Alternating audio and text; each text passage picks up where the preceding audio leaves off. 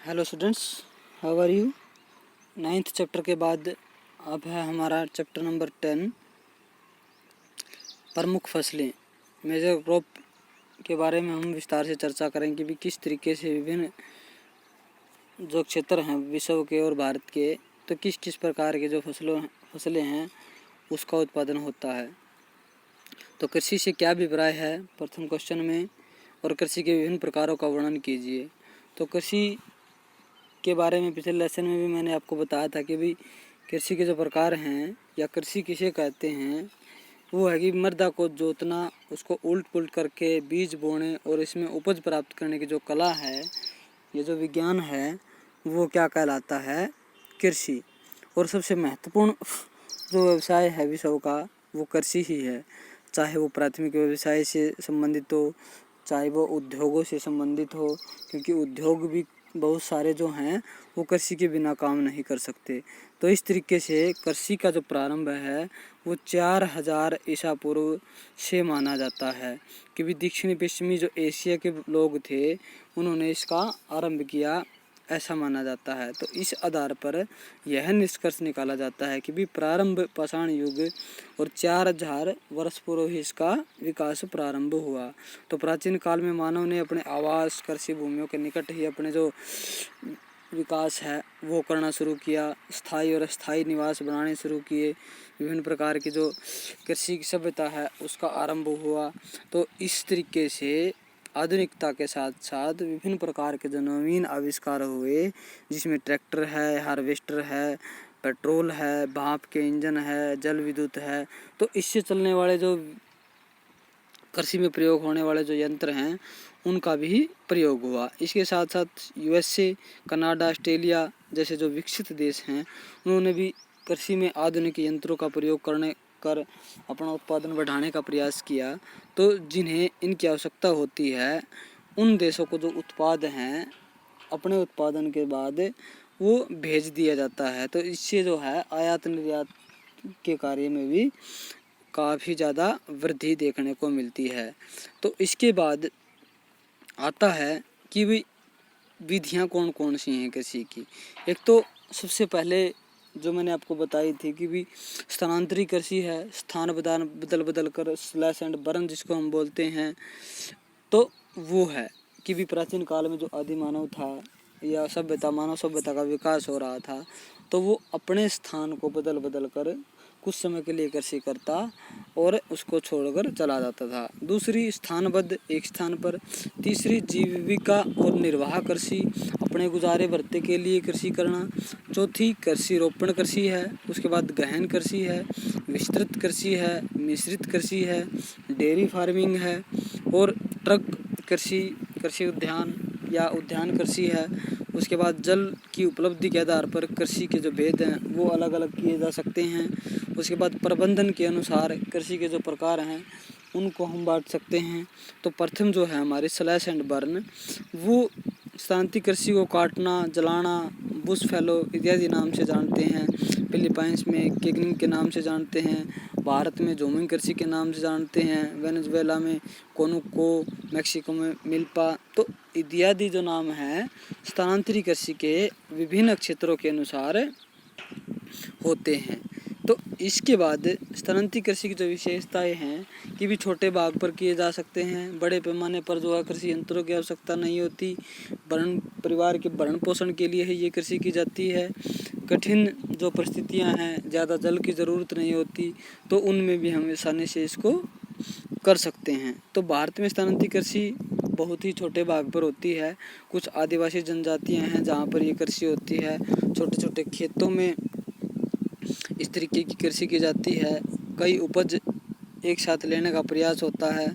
उष्ण कटिबंध और उपोष्ण कटिबंधों में जो वनों को साफ करके इस प्रकार की कृषि भारत के कुछ क्षेत्रों में होती है। तो इस कृषि का जो समय है वो 2 से 3 साल तक एक ज़मीन पर करते हैं, उसके बाद उस ज़मीन को खाली छोड़ दिया जाता है और उसके बाद दूसरी ज़मीन पर इस प्रकार से कृषि की जाती है। तो ये ज़मीन कृषि थी। नुकसान भी है कि बड़े पैमाने पर वनों का नुकसान हो रहा है और आदिवासी जातियों की प्रगति नहीं हो रही है, सुचारू ढंग से वो उत्पादन नहीं ले पा रहे हैं, छोटे छोटे खेतों में वो कृषि कर रहे हैं, आधुनिक बीजों और यंत्रों का प्रयोग नहीं किया जाता, तो इससे काफ़ी ज़्यादा नुकसान भी उत्पादन में हो रहा है।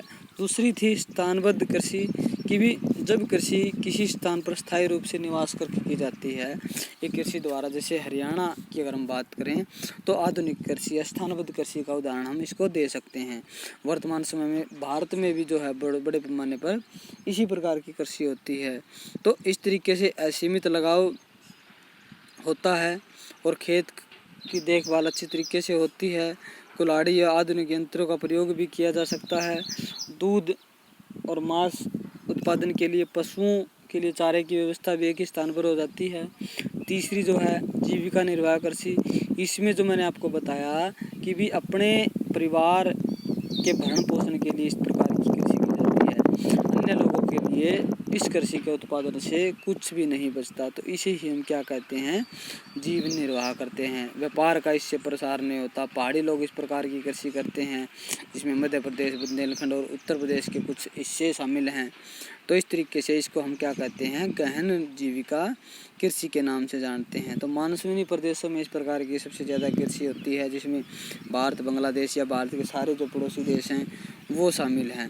तो इसके साथ साथ इसमें धान की कृषि भी शामिल है। उत्पादन बढ़ाने के लिए लोग धीरे धीरे इसको कर रहे हैं। उसके बाद अन्य फसलों में जो गहन निर्वाह कृषि है इसके क्षेत्रों में इसमें गेहूं, जौ, सोयाबीन, ज्वार, तिलहन की कृषि की जाती है।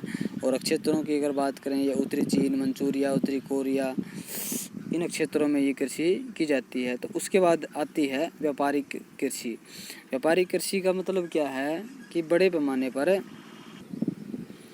जब फसल को व्यापार करने हेतु व्यवस्थित ढंग से उगाया जाता है तो इसको क्या कहते हैं हम, व्यापारिक कृषि या रोपण कृषि। इसमें क्या है कि विभिन्न प्रकार के हम बागान लगा लेते हैं, नकदी फसलें बोते हैं, जिसमें रबड़ है, तेल है, गेहूं है।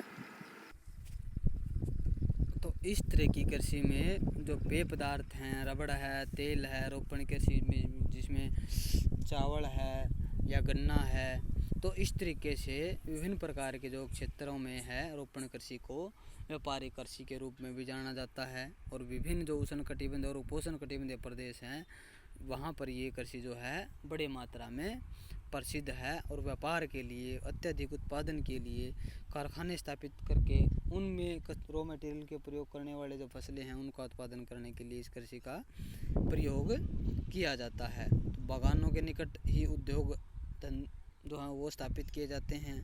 विभिन्न प्रकार के जो अंग्रेज़ों ने भी रबड़ की कृषि, डच, हॉलैंड के निवासियों ने इंडोनेशिया में रबड़ की कृषि को, कहवा की कृषि को, चाय की कृषि को बढ़ावा दिया। तो इससे क्या है कि भी व्यापारिक कृषि के रूप में बहुत सारे जो फसलें हैं उनका उत्पादन आज भी हो रहा है, जिसमें भारत में चाय के बागान हैं, असम के, श्रीलंका या जावा के चाय के बागान हैं, फिलीपाइंस के कहवा के बागान हैं, या जो द्वीप समूह हैं वहाँ पर नारियल के जो बागान हैं वो भी इस तरीके से व्यापारिक कृषि के साधन हैं। उसके बाद आती है गहन कृषि कि भी जब किसी उद्देश्य से किसी छोटे विस्तार की कृषि पर अत्यधिक उत्पादन की प्राप्ति करना होता है, तो इससे क्या है कि भी पूंजी और श्रम की भारी मात्रा में प्रयोग किया जाता है। तो ऐसी कृषि को गहन कृषि के नाम से पुकारते हैं कि भी छोटा खेत है, उत्पादन ज़्यादा लेना है, इसमें क्या करेंगे कि भाई हम पूंजी का निवेश ज़्यादा करेंगे, आधुनिक कृषि यंत्रों का प्रयोग करेंगे और आधुनिक ही बीजों का प्रयोग करके हम कम समय में कम ज़मीन पर अत्यधिक उत्पादन करने का प्रयास करते हैं। तो इसको ही क्या हम बोलते हैं, गहन कृषि। कि भी बढ़ती जनसंख्या के भरण पोषण के लिए भारत, चीन, जापान, फिलीपाइंस, इंडोनेशिया जैसे देश हैं या बांग्लादेश जैसे जो देश हैं वो गहन कृषि को बढ़ावा दे रहे हैं। तो गहन कृषि दो प्रकार की होती है, एक तो धान की, दूसरी अन्य जो फसलें हैं उसकी गहन जीविका कृषि होती है कि भी हम गेहूँ उत्पादन भी बड़ी मात्रा में कर रहे हैं या धान बो रहे हैं। तो गहन कृषि की विशेषताएं क्या होती हैं कि भी भारी जनसंख्या के परिवार के सदस्यों के जीवन निर्वाह के लिए, भरण पोषण के लिए कम ज़मीन पर ज़्यादा उत्पादन करने का प्रयास करते हैं। बढ़ती जनसंख्या, बढ़ते परिवार के सदस्यों और और भूमि के अत्यधिक विभाजन के कारण भी हम गहन कृषि की ओर बढ़ रहे हैं। तो इससे क्या है कि बड़ी मात्रा में हम आधुनिक यंत्रों और बीजों के साथ आधुनिक खाद्य उर्वरकों के साथ उत्पादन को बढ़ावा देते हैं, समय समय पर जल सिंचाई का प्रबंध करते हैं, प्रति हेक्टेयर उपज वो ज़्यादा लेने का प्रयास करते हैं। अगला है कि भी विस्तृत कृषि। जब खेत बड़े आकार के हों, कृषि यंत्रों के अत्यधिक उपयोग करके विस्तृत कृषि की संज्ञा इसको दी जाती है। तो 19वीं शताब्दी में स्टेप मैदान यूएसए के और पश्चिमी जो मैदान है यूएसए के और कनाडा के प्रेरी मैदान है, चाइना के पंपास के मैदान हैं, ऑस्ट्रेलिया के डाउन्स के मैदान हैं। तो इन मैदानों में भी हमें इस तरीके की कृषि का प्रयोग अब कर रहे हैं। तो विस्तृत कृषि की क्या है कि भी विशेषताएँ 240 से 16,000 हेक्टेयर के विस्तार वाले जो क्षेत्र हैं, प्रति हेक्टेयर उपज कम होती है, लेकिन बड़े पैमाने के जो खेत हैं उनका प्रयोग इसमें किया जाता है। तो विरल जनसंख्या होती है, श्रमिकों का अभाव होता है, मशीनों के निर्माण के ही फलस्वरूप इन खेतों का है या कृषि संभव हो पाई है। इस तरीके से हम कह सकते हैं कि विस्तृत कृषि आधुनिक विकास के साधन भी है। इसके बाद आती है हमारी मिश्रित कृषि कि भी एक फसल के साथ हम दूसरी फसलों को भी उगाने का प्रयास करें, क्योंकि जब कृषि भूमि पर फसलें उगाने के साथ साथ पशुपालन भी किया जाए तो ऐसी कृषि को भी हम मिश्रित कृषि कहते हैं। यह मिश्रित बुआई से विभिन्न प्रकार के जो खेत पर एक ही समय में कई फसल अगर उगाए जाएँ तो इसका भी जो मुख्य उद्देश्य क्या होता है, कृषि की अत्यधिक धन कमाना, उत्पादन बढ़ाना। तो ये सारी चीज़ें क्या आती हैं, मिश्रित कृषि का ही उदाहरण है। तो मिश्रित कृषि में क्या है कि बड़े पैमाने पर हम फसलें उगाने के साथ साथ पशुपालन भी करते हैं। दूध मांस के लिए भी पशुओं का पालन किया जाता है। औद्योगिक नगरों के क्षेत्र हम दूध और मांस की उत्पादकता को बढ़ाने के लिए, विक्रय करने के लिए, मंडियों में बेचने के लिए भी हम प्रयोग करते हैं। कृषि उत्पाद को जल्दी से मंडियों तक पहुंचाने के लिए परिवहन के उत्तम सरल साधन इसके क्षेत्रों में के आसपास होने ज़रूरी हैं।